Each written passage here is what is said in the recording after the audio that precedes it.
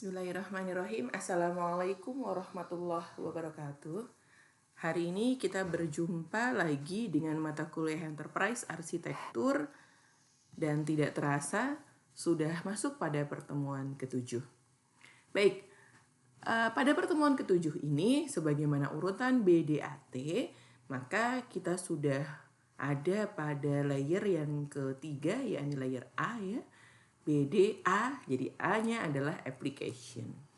Nah, pada application arsitektur nanti kita akan banyak membahas tentang apa saja activity yang ada di dalam layer ini dan apa saja artefak yang harus dihasilkan. Tetapi sebelum saya bicara tentang application arsitekturnya, saya perlu menjelaskan ke Anda tentang pengenalan sedikit terkait TOGAF ADM atau singkatannya adalah Architecture Development Method. Kemudian saya juga akan sedikit menyinggung tentang Simplified TOGAF yang dilakukan oleh Pak Romi. Nah, kenapa ini saya sampaikan sebelum application arsitektur ya, karena ada satu layer yang ini perlu saya jelaskan terkait dengan metodologi dari TOGAF ADM ini. Baik, kita masuk ya. Oke. Ini refresh lagi saja sebenarnya bahwa hari ini kita fokus pada application arsitektur dengan beberapa artefak yang disimbolkan di sebelah kanannya ya. Ada application catalog, ada use case diagram, kemudian ada application portfolio assessment. Nah, ya tentu saja kalau kita bicara artefaknya nggak hanya 3 ya, ini kan sebenarnya hanya dipakai untuk penjelasan saja bahwa ada artefaknya loh gitu. Tetapi artefaknya sendiri tidak hanya 3. Jadi kalau kita bicara tentang EA untuk versi IDEA, artefak dari application arsitektur itu ada 6 sebagaimana yang saya lingkari ya.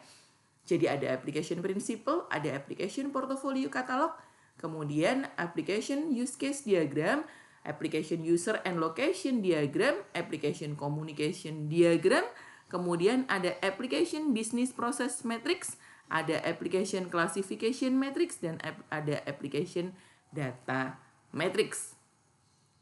Oke, nah seperti apa sih? Kita masuk dulu sebelumnya, sebagaimana saya sampaikan, kita ngomong sedikit tentang arsitektur development method. ADM sendiri insya Allah akan kita bahas, saya lupa di pertemuan berapa, kalau tidak salah di pertemuan ke-9 atau bukan ya, 9T. Mungkin 10 atau 11. Jadi kita akan mulai masuk ke TOGAF, kayak gimana TOGAF ADM menjelaskan metodologi dan sistematika berpikir dari seorang arsitek enterprise. Kemudian kita masuk ke dalam layer-layernya itu insya Allah mulai pertemuan setelah UTS. Tetapi ini untuk pengenalan, kita bicara tentang, nah ini, kalau gambar layer BDAT itu sudah mulai hafal dari pertemuan pertama sampai ke pertemuan sekarang yang ke-7, maka nanti kita akan mulai menggunakan gambar ini di setelah UTS. Kenapa? Sebagaimana saya sebutkan dulu awal-awal ya, bahwa framework yang paling banyak digunakan di dunia ini ada untuk EA adalah TOGAF. Kemudian kenapa sih harus pakai framework ya? Karena kita butuh panduan, kita butuh pedoman, kita butuh guideline gitu ya. Nah, ini adalah guideline menurut TOGAF. Jadi TOGAF ADM itu memberikan metodologi seperti ini gambarnya. Metodologinya tuh bulat-bulat begini memang. Jadi dimulai dari atas dulu, preliminary, kemudian masuk pada fase A, dilanjutkan B, C, D, E, F, G, H. Tetapi sayangnya kalau Anda perhatikan di sini, nggak ada Bu. Kan katanya BDAT Bu ya. B-nya ada, T-nya ada, D sama A-nya mana Bu? Kan begitu, adanya malah information system arsitektur. Benar sekali, jadi di dalam TOGAF, pembahasan detail tentang D dan A itu oleh mereka dimasukkan ke dalam C, yaitu Information System Arsitektur. TOGAF menganggap bahwa kalau kita bicara information system, berarti kita bicara tentang 2 hal di dalamnya, yakni data dan application. Tetapi karena untuk orang awam pasti bingung ya, katanya AI itu BDAT, tapi kok nggak muncul langsung sih di metodologinya TOGAF, kan begitu ya mungkin pikiran awam kita. Sehingga memang itu juga difikirkan oleh mereka yang profesional, bukan hanya kita yang awam. Pak Romi membuat sebuah penelitian yang kemudian itu dipublikasikan, judulnya Simplified TOGAF Arsitektur. Nah, yang hasil akhir dari Simplified TOGAF Arsitekturnya adalah IDAI yang beberapa kali saya contohkan ke Anda. Jadi, di dalam Simplified TOGAF Arsitektur ini, Pak Romi mereduksi dari A sampai H menjadi A sampai F saja. Tetapi secara bentuk masih sekilas similar ya. Cuman bulatannya yang berkurang, ya. Jadi ada bulatan yang terkurangi di sana dan ada yang ganti judul, maksudnya ganti isi tulisan di dalam bulatan. Coba perhatikan sebelah kanan Pak Romi langsung mengeluarkan BDAT. Jadi A itu arsitektur vision, B perhatikan, B-nya adalah bisnis, C-nya adalah A application, D-nya adalah data, E-nya adalah teknologi. Jadi B, D, A, T sudah ada ya dalam B, C, D, E. Jadi Pak Romi membuat sistematika seperti ini, dan yang F-nya itu enak banget, tinggal dilihat arsitektur implementation. Sedangkan kalau kita bicara dalam sebelah kiri dalam TOGAF ADM, di situ implementation itu dibagi menjadi 2, dimulai 3 bahkan sebenarnya, dari mulai F ya. Migration planning, kemudian implementation governance, kemudian arsitektur change management. Jadi beda, tetapi ini sekedar pengenalan saja bahwa oh ternyata gitu ya metodologinya, itu saja sih. Oke. Tetapi intinya kalau yang kita bicara persamaan, ini persamaannya saya kasih warna merah. Next. Nah, kita kan hari ini bicara application arsitektur, maka saya menggunakan publikasi dari Pak Romi ya, bahwa application arsitektur itu membahas apa saja sih sebenarnya menurut Simplified TOGAF milik beliau. Jadi kalau menurut Pak Romi, application arsitektur ini kita akan bicara tentang 10 poin. Dimulai dari yang pertama, menentukan prinsip arsitektur aplikasi. Yang kedua, kita melakukan transfer pengetahuan, metodologi analisis, dan desain sistem. Kemudian yang ketiga, kita melakukan identifikasi aplikasi di organisasi. Dan yang keempat, kita melakukan survei kualitas aplikasi yang ada berdasarkan standar ISO 25010. Berikutnya, yang kelima, kita akan memodelkan matriks aplikasi sesuai dengan klasifikasinya. Kemudian yang keenam, memodelkan matriks sesuai dengan unit organisasi. Kemudian yang ketujuh, kita melakukan pemodelan aplikasi berdasarkan lokasi pengguna.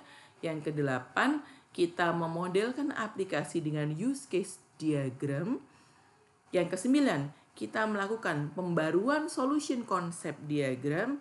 Dan yang ke-10, kita melakukan review dan finalisasi application arsitektur. Perhatikan di sini, Bu, nomor 8 ya, fokusnya terutama. Bu, kok ada pemodelan aplikasi dengan use case diagram? Bukannya aplikasinya itu sudah ada semua? Sehingga kita kan dalam proses ini, asumsi kita begini, asumsi kita menggambarkan EA itu pada sebuah organisasi yang memang sudah berjalan sistemnya dan sudah ada aplikasi-aplikasinya. Artinya aplikasinya sudah jadi kan? Kok kita suruh gambarin use case-nya, Bu? Oke, jadi untuk poin nomor 8 ini sebenarnya ada 2 hal yang kita lakukan. Yang pertama, kalau aplikasinya sudah ada dan sudah jadi, kita tinggal meminta dokumentasi dari software developernya. Entah itu dari internal organisasi itu sendiri atau mungkin pihak ketiga yang diminta bantuan oleh organisasi. Sehingga dari use case diagram itu kita masukkan langsung ke dalam blueprint kita yang sedang kita bangun. Tetapi jangan lupa bahwa bisa jadi kita dalam menggambarkan enterprise arsitektur ini baru mendesain, sehingga bisa jadi menurut kita masih ada aplikasi-aplikasi yang harusnya dibangun untuk mensupport proses bisnis yang memang butuh aplikasi. Nah, untuk hal yang kedua ini artinya kita harus menggambarkan desain use case diagram untuk aplikasi yang kita rekomendasikan. Itu ya. Jadi ada dua hal yang harus kita pahami terkait poin nomor 8 ini. Yang pertama, kita menggambarkan atau kita mengambil use case diagram yang sudah ada, yang sudah existing. Yang kedua adalah kita meng-create use case diagram baru untuk menggambarkan sebuah aplikasi yang kita rekomendasikan. Baik, sampai sini insya Allah sudah mulai clear ya bahwa apa sih isi dari application architecture itu menurut Simplified TOGAF yang dibuat oleh Pak Romi. Tetapi sebenarnya isinya sama sih. Jadi isi dari Simplified TOGAF dengan TOGAF-nya itu hampir similar penjelasan-penjelasannya. Tetapi memang Pak Romi membuat TOGAF-nya ini lebih istilahnya lebih ringkas lah ya, lebih agile gitu ya, lebih agile gitu. Kalau bahasa dalam pembuatan software itu kan lebih lincah dan tak angkas gitu. Gitu saja sebenarnya. Oke. Kita sekarang masuk fokus ke dalam application architecture. Nah, tadi sudah saya sebutkan ya panjang lebar ada 10 hal yang harus dilakukan dalam tahapan atau 10 aktivitas maksud saya dalam tahapan application architecture. Nah, di sini di tabel ini ada kolom aktivitas, ada kolom artefak. Dari sebuah aktivitas akan ada artefak-artefak yang dihasilkan. Sama seperti ketika kita bahas data ya. Jadi ketika kita bahas data arsitektur juga sama. Ada aktivitas, ada artefak. Kemudian ada metode. Nah, metode ini juga harus kita perhatikan. Jadi apakah itu dengan diskusi, apakah dengan studi literatur saja, atau dengan studi literatur plus diskusi, atau bahkan tidak hanya studi literatur dan diskusi, tetapi juga dengan studi lapangan dan sebagainya. Jadi dalam tabel ini kita diberikan panduan apa saja aktivitasnya, artefak apa yang harus dihasilkan, serta metode yang bisa digunakan, serta dilengkapi juga dengan referensi apa yang kita butuhkan.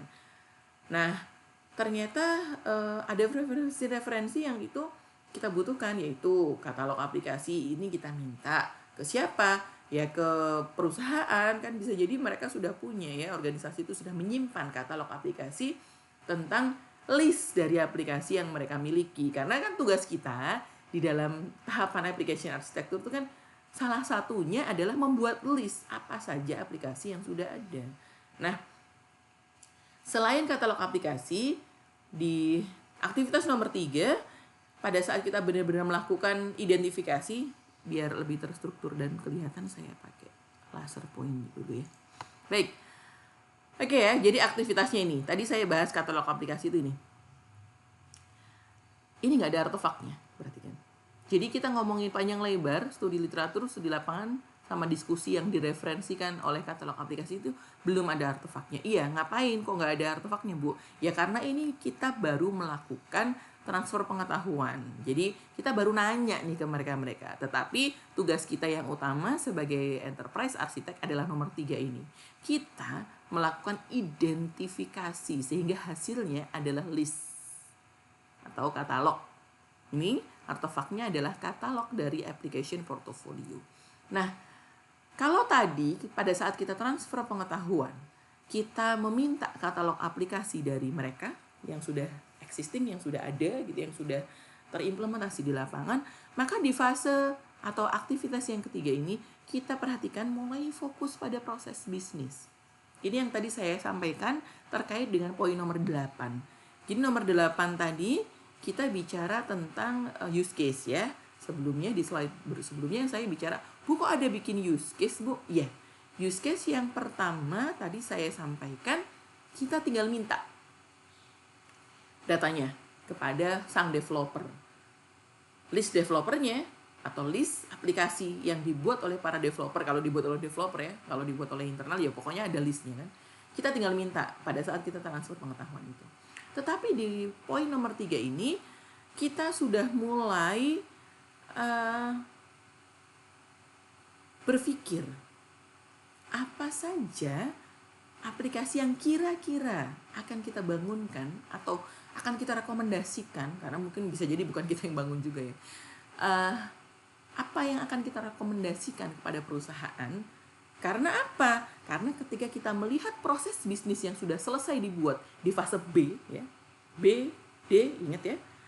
Ketika kita sudah selesai memodelkan proses bisnis, bahkan kita sudah mensimulasi, bahkan kita sudah menganalisis menganalisis macam-macam ya. Ada time analysis, kemudian resource analysis, ada utilization gitu ya. Jadi ketika bahkan kita sudah menganalisis, artinya kita sudah kebayang bahwa proses bisnis yang utama itu seperti itu butuh bantuan aplikasi ini dan itu yang belum ada di perusahaan saat ini gitu ya. Jadi kita sudah mulai berpikir, oke. Nah, nanti akan saya tunjukkan seperti apa contoh dari list aplikasi yang akan kita rekomendasikan. Oke. Setelah itu, kemudian tugas lain dari seorang enterprise arsitek adalah melakukan survei kualitas aplikasi berdasarkan ISO 25010. Kemudian kita juga melakukan penggambaran matriks dan sebagainya sampai ada 10 aktivitas di sini. Nah, ini kita bicara katalog. Katalog, Masya Allah. Artefak maksud saya. Jadi ada 7 artefak yang dibahas di sini. Jadi ada 7, diantaranya adalah application principle, application portfolio catalog, application portfolio assessment, application classification matrix, application organization matrix, application user and location diagram, serta application use case diagram. Definisinya apa? Bisa dibaca ya di tabel. Di slide-slide setelah ini saya akan menampilkan langsung contoh dari masing-masing artefak. Nah, application principle ini mirip dengan data principle ya, masih ingat ya pada saat kita bahas data ini cuma prinsip saja. Baru kemudian di poin kedua kita ngomongin application portfolio katalog, yaitu list dari seluruh aplikasi itu dan sebagainya. Kita next ya. Ini mungkin masih bisa dibaca atau di capture juga Bu ya, atau nanti kita diskusikan. Next, kayak gimana sih Bu bentuk dari application principle? Ya kayak begini sih sebenarnya, teks. Jadi kalau kita bicara application principle, dia adalah sebuah teks di mana kita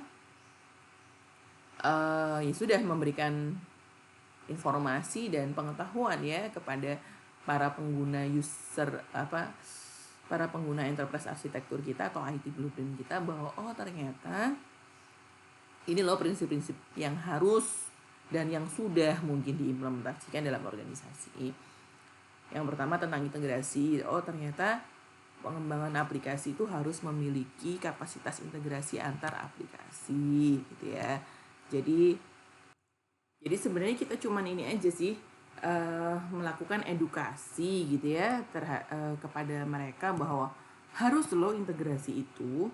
Jangan sampai kita membuat aplikasi yang itu nggak ada sinergi dan tidak ada kaitannya dengan tujuan bisnis dalam organisasi.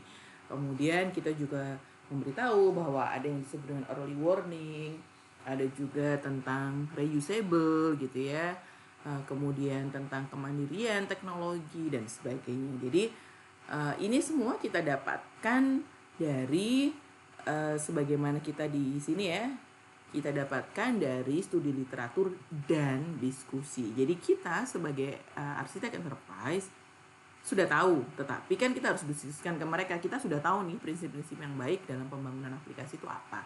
Tetapi yang diadopsi oleh si perusahaan kan bisa jadi nggak semua prinsip tersebut, sehingga yang kita tampilkan di artefak untuk application principle ini adalah hasil diskusi kita. Nah, ini adalah contoh salah satu hasil diskusi yang sudah jadi dari sebuah enterprise arsitektur yang itu sudah, artinya kalau sudah jadi sudah disepakati ya oleh si pengembang atau arsitek enterprise-nya dan si pemilik proses bisnisnya. Next. Nah, kayak gimana sih Bu sebenarnya application portfolio catalog? Ya kayak begini. Jadi kita di dalam katalog ini kita mengidentifikasi semua aplikasi yang ada di organisasi dan kita tuliskan apa adanya, gitu ya. Jadi inti dari IT Blueprint secara digital repository itu kan mohon maaf ada batuk. Inti dari enterprise arsitektur versi yang kedua atau yang versi digital ya, menurut Pak Aaron itu kan ada digital EA sama tradisional EA. Sebenarnya list ini sebelumnya kan ada dalam bentuk kertas, maksudnya di print. Jadi dulu namanya enterprise architect atau kalau dulu dikenal dengan istilah master plan atau IT blueprint, IT master plan, IT blueprint, sama satu lagi IT strategic plan.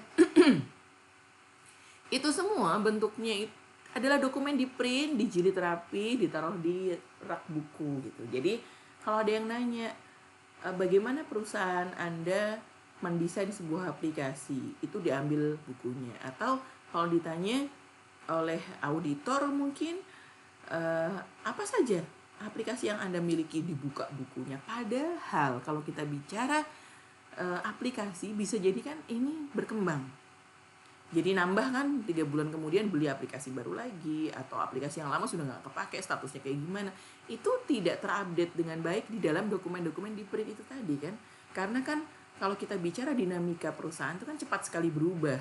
Sehingga itulah kenapa Pak Aaron mengatakan obsolete. Jadi sudah mati, sudah hangus itu yang namanya EA lama atau EA tradisional. Karena itu nggak solutif. Itu hanya bicara tentang dokumen-dokumen yang di print ditumpuk. Apa bedanya dengan dokumen-dokumen lain? Itulah kenapa kita sekarang dalam digital EA kita mendigitalisasi data-data tersebut ke dalam aplikasi ini.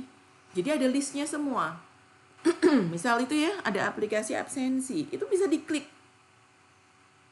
Bisa diklik, kemudian deskripsinya nanti akan kita cek, dan bahkan di situ sudah ada link untuk auto klik ke atau auto login atau langsung view ke dalam aplikasi yang dimaksud gitu ya. Jadi kan itu nggak bisa dilakukan kalau kita bicara dokumen. Kalau bicara dokumen kan cuman ditunjuk pakai jempol telunjuk gitu aja. Kemudian ya sudah, ternyata ini, ada, mana ini, kita buka browser lagi, kemudian kita ketik alamatnya. Kalau ini enggak, dengan adanya digital repository, maka ya sudah, apa yang kita list semua di sini akan langsung bisa dilihat oleh siapapun yang pengen melihat aplikasi apa yang ada di organisasi.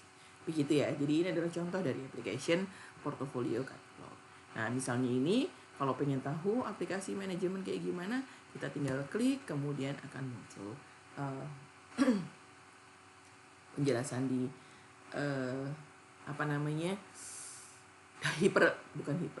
description-nya. Jadi dalam description di SPAC-EA nanti akan muncul. Nah, selain itu, ini adalah contoh dari yang sudah ada, kemudian kita tampilkan di sana tabel-tabelnya.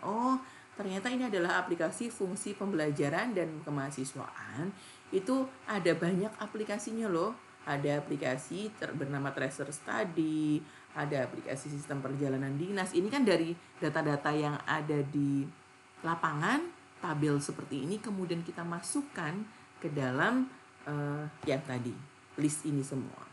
Jadi Tracer Study dan sebagainya kita masukkan ke sini. Nah, ini adalah contoh tabel-tabel yang kita dapatkan existing di lapangan oleh mereka, kemudian kita masukkan ke dalam katalog. Nah, ini semua adalah contoh-contoh ya. Ini adalah contoh. Nah, ini yang tadi saya bilang, dalam list ini kalau kita klik, kita bisa menampilkan gambar ya. Ini adalah sebuah gambar atau description yang bisa kita artefak juga ini jatuhnya terhadap status-status dari list aplikasi yang sudah kita dapatkan. Nah, di sini dari tabel-tabel yang existing yang tadi itu ya kan, kalau tabel nggak bisa bunyi dengan baik, kalau gambar gini kan bisa perhatikan. Ini ada kelompok untuk Nah, ini saya coba insert point ya. Ada kelompok untuk aplikasi tentang budgeting, allocation management. Ada 4 aplikasi. Untuk transfer administration management ada 8 aplikasi. Untuk sistem informasi keuangan daerah manajemen ada banyak aplikasi. Dan bahkan di bawah ada support application, itu banyak sekali juga. Tetapi kita dalam digital repository bisa menggambarkan list aplikasi itu tidak hanya listnya saja, tetapi juga dengan statusnya. Kita bisa membuat sebuah legenda atau sebuah catatan atau sebuah keterangan lah ya. Kalau yang hitam, kalau ada sebuah icon yang kita warnai hitam, artinya aplikasi itu sudah lagi tidak aktif. Dan kalau yang oranye itu adalah aplikasi yang sedang dalam tahap pengembangan. Kita bisa menambahkan satu lagi yang tadi saya sebutkan. Warna satu lagi misalnya kuning gitu adalah aplikasi yang kita rekomendasikan. Nah, itu gunanya kita sebagai enterprise architect. Kita ngelis, setelah ngelis gak cuma ngelis saja, tetapi kita memberikan gambaran kayak gimana. Inilah nyatanya yang disebut dengan IT blueprint atau cetak biru organisasi. Secara IT itu kayak gimana? Oh, ternyata aplikasinya ini semua. Begitu ya, insya Allah sudah mulai clear lah. Ini sudah pertemuan ke-7 soalnya. Nah, artefak yang ketiga kita bicara tentang application portfolio assessment. Saya ingat beberapa waktu yang lalu ada mahasiswa bertanya juga sih. Saya lupa di mata kuliahnya apa mata kuliah yang lain tentang bagaimana salah di mata kuliah audit. Tapi ini ya memang terkait ya. Jadi dalam application portfolio assessment intinya kita melakukan pengukuran juga. Jadi kita nggak cuma ngelis, kita nggak cuma merekomendasikan, tapi kita juga melakukan pengukuran terhadap portofolio sebuah aplikasi. Ini adalah contoh dari form yang dilakukan untuk melakukan survei ya terhadap sebuah aplikasi di PJB. Ini contoh saja ya, formnya bisa jadi bentuknya macam-macam tergantung apa yang kita pilih. Nah, ini metodologinya. Ini adalah saya ambil langsung dari materi EA Advance milik Pak Romi ya. Jadi ngapain aja sih sebenarnya dalam proses application portfolio assessment itu ya kayak gini semua. Dimulai dari menentukan portofolio aplikasi yang akan dinilai. Jadi apa saja sih aplikasinya? Apakah semua aplikasi yang ada di dalam organisasi atau beberapa aplikasi saja dan sebagainya. Jadi itu kita pakainya apa? Pakai katalog aplikasi yang sudah kita buat sebelumnya. Kemudian kita menentukan standar dan partisipan serta penilaiannya kayak gimana. Kemudian kita menyusun draft. Kemudian itu disetujui apa tidak, ini adalah contoh di Kemenristek di kebetulan. Kemudian barulah ada proses application portfolio assessment survey itu sendiri. Kemudian dilanjutkan penilaian, kemudian kita menganalisis dan ya sudah, ketika itu ada hasilnya, laporan hasil itu akan dijadikan sebagai kebijakan oleh yang memiliki proses bisnis ini. Nah, ini adalah contoh ternyata bahkan application portfolio assessment ini ada proses bisnisnya. Di mana nih Bu? Ya ada di pada saat kita bahas layer B ya. Nah, untuk melakukan assessment sebenarnya ada 2 pendekatan. Yang ini masing-masing memiliki modelnya. Ada yang model tentang bicara dari product quality, ada yang model bicara tentang quality in use ya. Jadi menurut ISO 25010 software quality itu bisa dilihat dari 2 sudut pandang. Jadi product quality-nya kayak gimana sama quality in use itu gimana. Gimana caranya kok bisa 2 sudut pandang? Ini ceritanya. Jadi 2 sudut pandang itu karena memang tergantung siapa partisipannya. Kalau kita dari sisi software developer, maka kita bicara product quality-nya dari kiri ya. Kemudian kalau yang kanan itu adalah user. User akan berpikir tentang effectiveness-nya kayak gimana, efisiensinya gimana, kepuasannya gimana, kemudian dan sebagainya.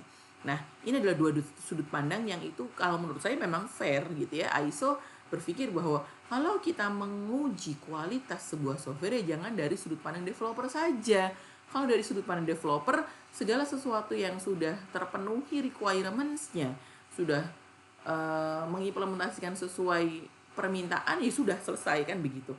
Tapi kan nggak bisa begitu kalau kita bicara software. Software yang baik adalah software yang itu memang dianggap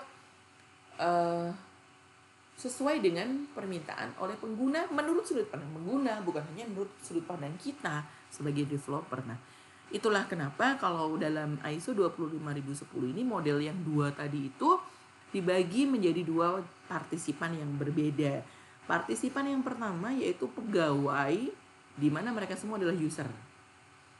Partisipan yang kedua adalah orang-orang di bidang teknologi informasi yang mereka secara teknikal memang mereka tahu prosesnya, walaupun bukan mereka sendiri yang membuat ya. Jadi bisa jadi kan beli itu sebenarnya aplikasinya, tetapi orang bidang TI akan tahu secara teknikal itu kayak gimana untuk menilai sebuah software.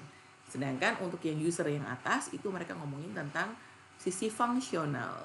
Jadi aspek penilaiannya beda-beda. Kalau technical, maka aspek penilaiannya adalah kompatibilitas, keamanan, pemeliharaan, portabilitas. Dan yang atas secara fungsional aspek penilaiannya adalah efisiensi, kemudahan, dan sebagainya.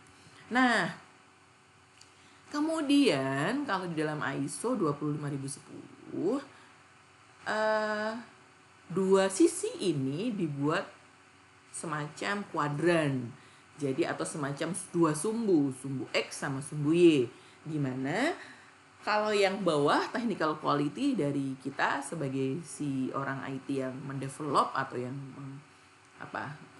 membeli gitu ya, maka kita melakukan penilaian. Kemudian ya terserah hasilnya apakah low atau kan high, itu sesuai dengan apa yang kita lihat. Sedangkan dari sisi sumbu Y-nya ada juga penilaian dari sisi user tentang functional quality. Entah itu low, entah high, itu juga terserah mereka.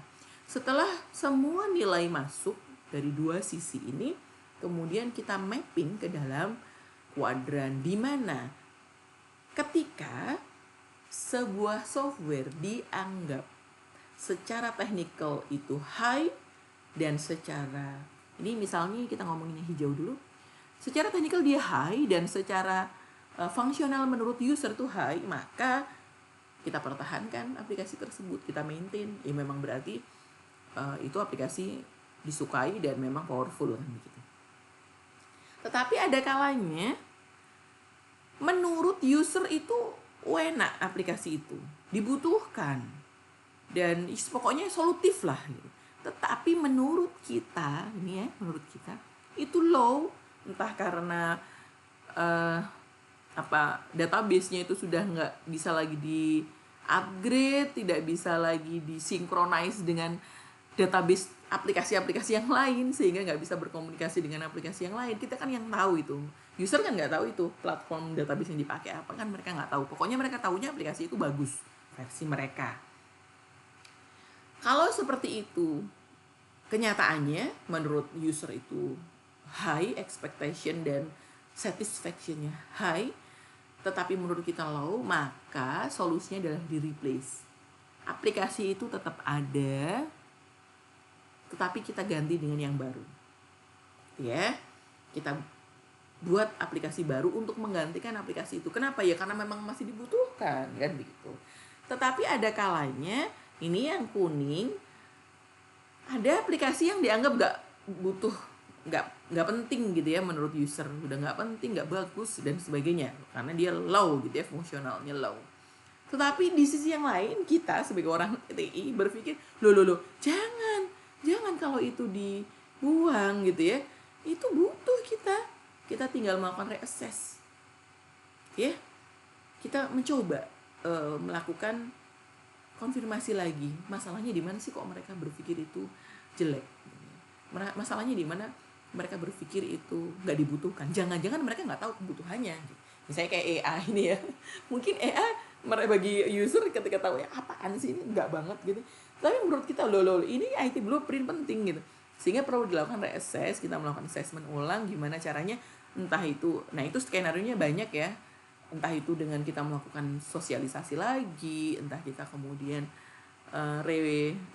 repackaging, atau ya intinya melakukan proses di mana akhirnya user tahu bahwa ini penting. Nah, sehingga harapannya dia akan naik ke atas sehingga mereka menganggap oh iya betul ini butuh. Tetapi nah ini fokus kita sebenarnya pada proses application portfolio assessment itu, fokusnya itu ya semua sih ya, ini juga kita fokus replace, reassess, fokus, tetapi kita akan melihat ini yang memang low banget, ya memang udah nggak kepake, ya udah di eliminate aja, dibuang. Kenapa? Ya ngabisin space kan. Ngapain kita kemudian mempertahankan aplikasi yang memang nggak dibutuhkan pengguna dan menurut kita juga nggak powerful gitu ya, di elimination aja. Nah, itu adalah kegunaan dari hasil artefak pada yang ketiga ini. Ada application portfolio assessment. Jadi kita akan membuat peta seperti ini. Hasil akhirnya itu peta seperti ini gitu ya, bahwa prosesnya tadi dimulai survei dan sebagainya, hasil akhirnya adalah peta, di mana list dari application katalog di nomor 2 tadi, kan kita sudah punya list tuh, misalnya ada aplikasi berapa, taruhlah ada 20 aplikasi yang kita kasih kode A sampai pakai abjadnya, A, B, C, D, F, G, H, I, J, K. A, B, C itu akan kita petakan seperti ini. Kondisi akan sangat baik jika ternyata semua aplikasi itu ada di posisi hijau. Tetapi ternyata faktanya kan nggak seperti itu. Akan ada aja yang mencelat di posisi biru atau kuning dan merah. Sehingga nanti kita akan bisa memberikan rekomendasi kepada organisasi. Oh ini sudah kayak gini nih, nggak worth it buat dilanjutkan. Kayak gitu ketika dia di-eliminate. Oke, itu adalah yang ketiga.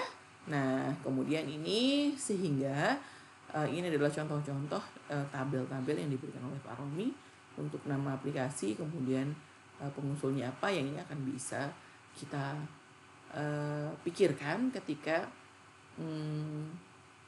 kita melakukan reassessment ya. Jadi kita akan, kalau ada yang harus reassess itu kira-kira kenapa kalau di reassess itu gitu ya. Jadi unit pengusulnya siapa, nama aplikasinya apa, dan kira-kira manfaatnya apa. Nah, ini adalah contoh dari application arsitektur yang ada di organisasi. Sebenarnya ini salah tempatnya. Ini ada di list yang tadi, yang katalog tadi. Ini contoh yang lain. Jadi ini adalah contoh salah memberi nomor saya. Jadi, kita masukin nomor 4. Kita bicara tentang matriks ya. Kita bicara tentang matriks antara, masih ingat ya yang nomor 4 tadi.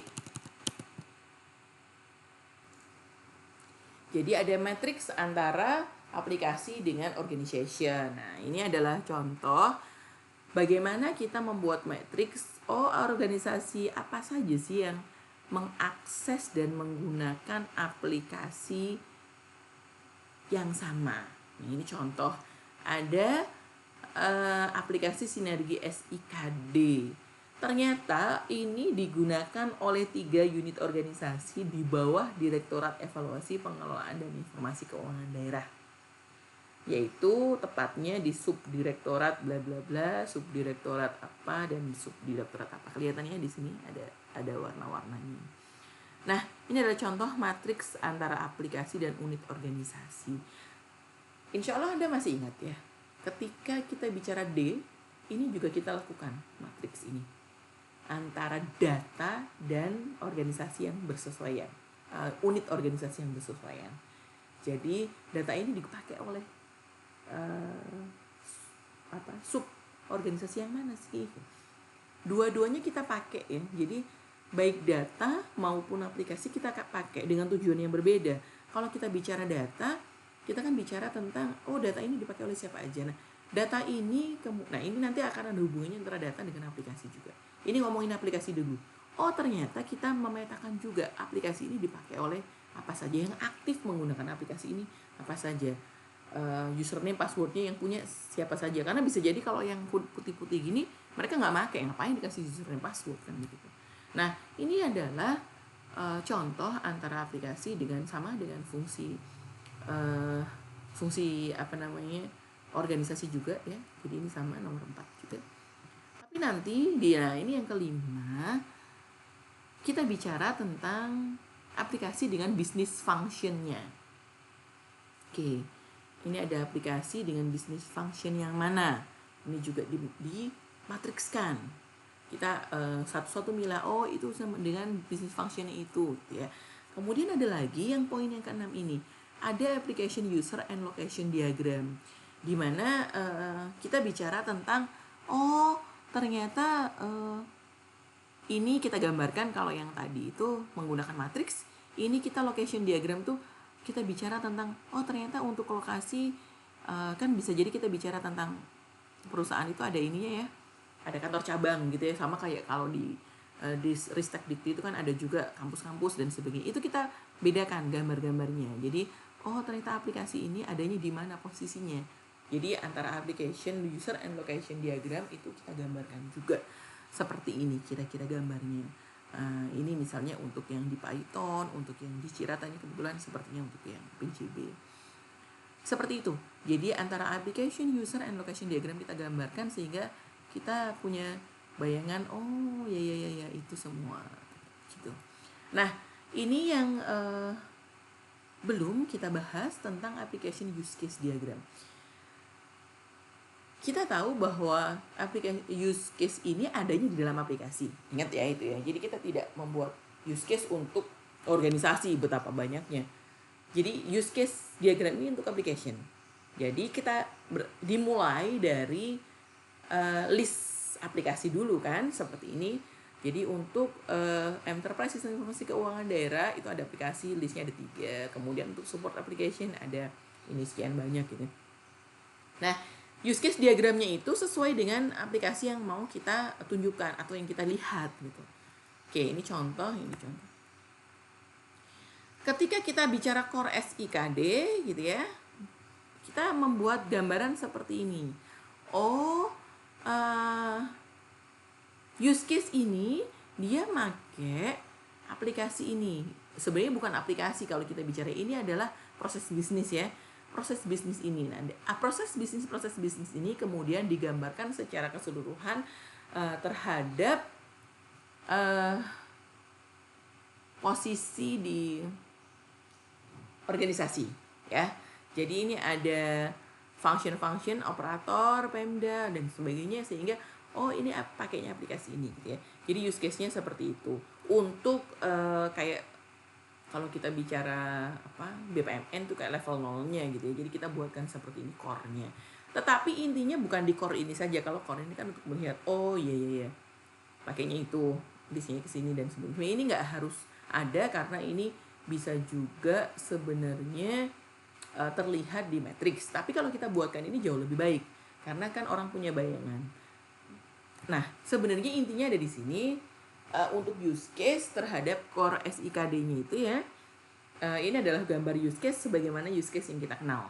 Jadi kita akan bicara tentang aktor. Per aktor dalam aplikasi itu ngapain aja. Nah, itu semua digambarkan dalam use case yang itu kita bisa klik ke dalam aplikasi-aplikasi yang dimaksud di dalam list katalog yang sudah kita buat di artefak nomor 2. Nah, kira-kira begitu.